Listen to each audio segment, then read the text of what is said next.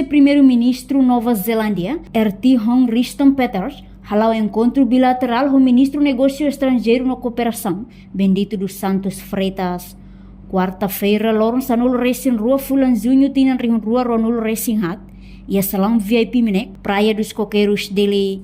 Ministro Negócio Estrangeiro na Cooperação, Bendito dos Santos Freitas informa, o visita vice-primeiro-ministro Nova Zelândia Idane, bela kuliah com a relação parceria cooperação bilateral com a nação Nova Zelândia. Idane badahulu, hafuentinan ruanulu resin rua, Timor-Leste restaura ninha independência, vice-ministro Nova Zelândia halo visita mai Railarang.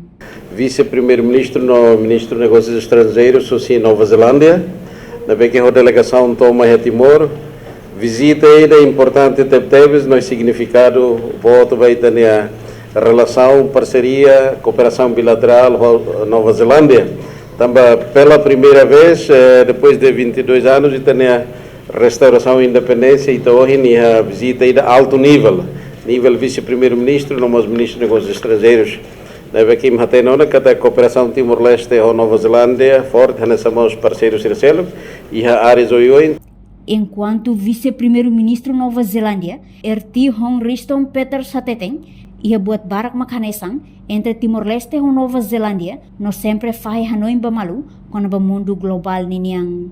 Turma acompanha a declaração completa do RT Hong Riston Peters. Timor-Leste and New Zealand have much in common. We're small island states and we have shared interests and views on global affairs that affect us all and many countries like us. Timor-Leste e Nova Zelândia é essa nação que buat barak comum que é nessa e tapai tem Hanoi reliu com a relação global ninian. We began many years ago being committed to the development of Timor-Leste and its people's prosperity.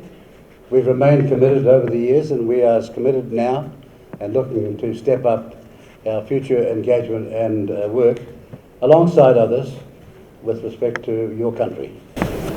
A meu commitmento na bem que o secretário para o desenvolvimento de Timor, a prosperidade do povo Timor-Leste, não continua na fatinha do serviço mútuo para Timor. Reportagem no Vai Magno, no Mesquita, Televisão Timor-Post. Janela informação ba emohoto. Atua tem informação atual dia Clio. Kita haluha. Hane botão subscribe, like. Halo comentário no fahe tutang ba media sosial hoto.